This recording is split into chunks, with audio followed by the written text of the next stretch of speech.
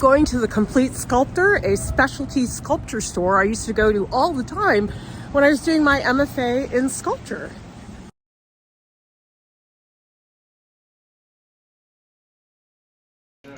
The average art supply store has barely any sculpture supplies. This place has amazing tech support. If you call them and you ask questions about materials, they are super knowledgeable. This is something you won't see at a regular art store, is they always have these 3D samples and you can really see what the patinations and paints are like. That's something you're not going to see online. Oh my gosh, there's so much armature wire.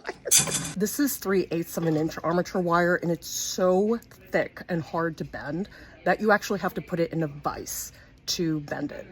I don't know when I would need 80 feet of armature wire, but this is where you would get it. Touching this is really grossing me out. This is all liquid plastic. So many different kinds of silicone. This is a rubber mold, and this is why I so wish I could come here in person more often, because you don't really know what it's like until you can actually hold it. This one is for casting a nose. This is the rubber mold, and then the other side is a plaster mother mold. This is another rubber mold, and you can see this is the mother mold, which is plaster. This is epoxy. I like these resins, they're a little bit translucent. Ew, look at the skull. It's so nasty looking. Plaster sculptures always look really plain, and so if you create a fake bronze patination, it makes it look a lot more finished. These are powdered pigments. I used to mix them with shellac to create patinations for plaster sculptures. Oh my gosh, there's so many 3D models. This looks like it's resin, I can tell from the bottom. But you can see with the patination, you can really get it to look very close like metal. This one I can tell because of the weight that it's bronze. And if you can flip it around, you can see that this is real bronze. This is all bags of plaster. This is hydrocal. I used it quite a bit in graduate school. It's sort of like plaster, but it is a little bit harder. I spent so much time with burlap. Burlap we used a lot to reinforce plaster, so you would dip the burlap into the plaster and then apply it in a mold or cast. You can see this is the mother mold, which is plaster. Sculpture stand makes me really wish I had a bigger studio. This is my favorite Lazy Susan. This is another type you can get. This I think is more for ceramics. Oh, I didn't know that they made wooden ones. This is plastic. Don't get one of these. They're so unstable and unreliable. Plastiline, which is oil-based clay, it doesn't dry out, and it's really good for a home studio. If you're making any silicone rubber molds, it's extremely important to get sulfur-free plastiline, because if you get plastiline with sulfur in it, the rubber will not set. I found this brand, Roma Plastilina, so hard to work with. It's very, very hard. And it's probably for doing crazy amounts of detail, which I am very bad at. I'm sorry, Jolly King, but you're a really bad plastiline. It's so sticky and horrible to work with. This is my personal favorite brand, Chavant. They even have these samples of the plastiline so you can touch it. This one I can tell would be way too sticky for me to use.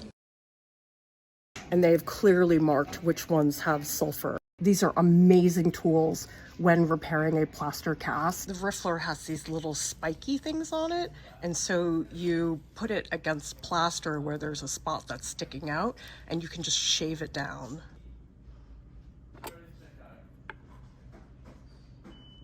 I want them all. They're so fun to use.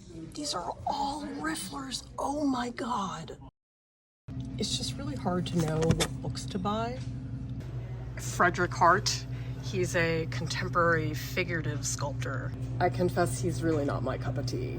It's a personal taste thing. His work is incredible technique-wise, but I'm just not really a fan. I got this book when I was an art school student. This is Bruno Lucchesi, and I was so desperate for anything on how to sculpt a figure, and I remember loving this book because it shows step by step exactly how to make a figure.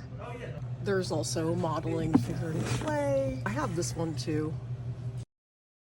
I love that they have this. Oh my god, this is all foam. Styrofoam's a really good entry point if you want to do reductive sculpture, but the problem with it, it's absurdly messy, and you have to have a lot of protection so that way you're not breathing this stuff in. I did my MFA in sculpture. A lot of people don't know that because I don't really think about myself as a sculptor. Oh my god, there are so many styrofoam balls. That's all styrofoam blocks. Oh my god. I did a series of face reliefs a long time ago that I cast in beeswax. I would love to try this Victory Amber. I have such a soft spot for translucent waxes.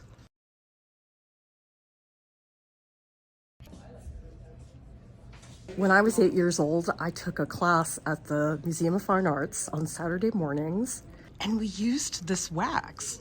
We would cut it up into little thin slices and put it in really warm water, and it worked really well for little kids.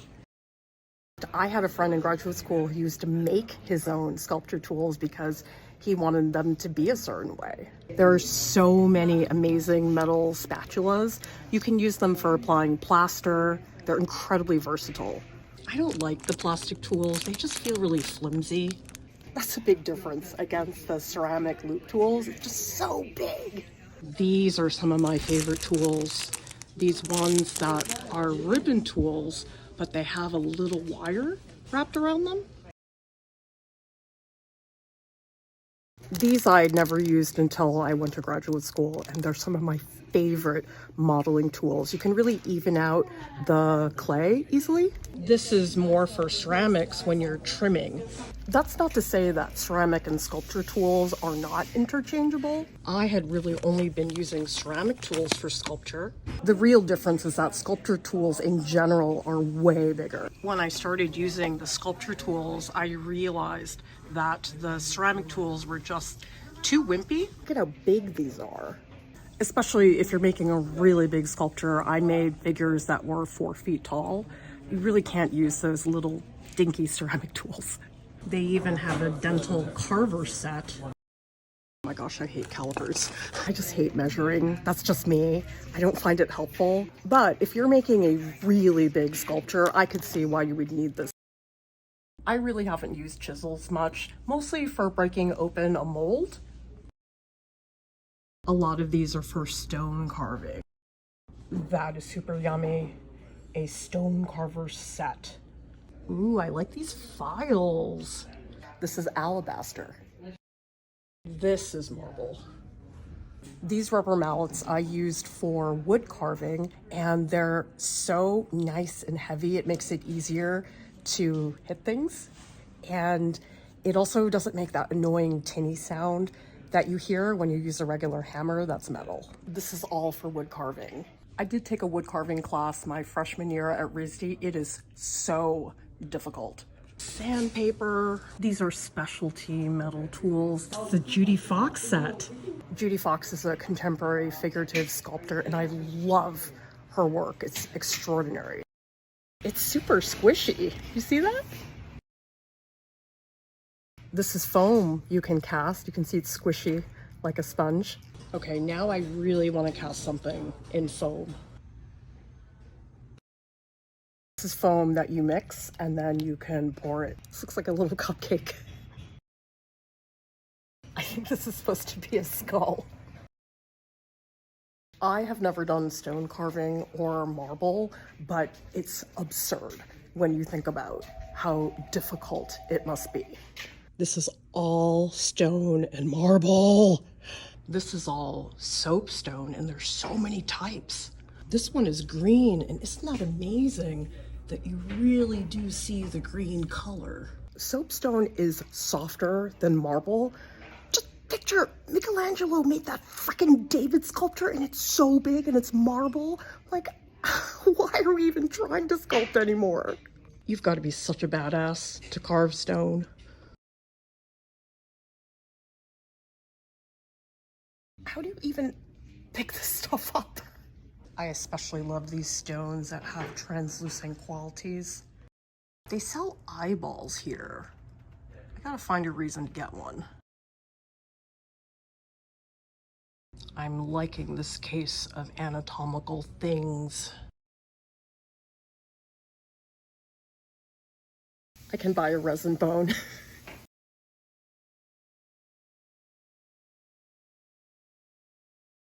When I did an crochet in graduate school, I really did not like the teacher, and so I didn't try very hard.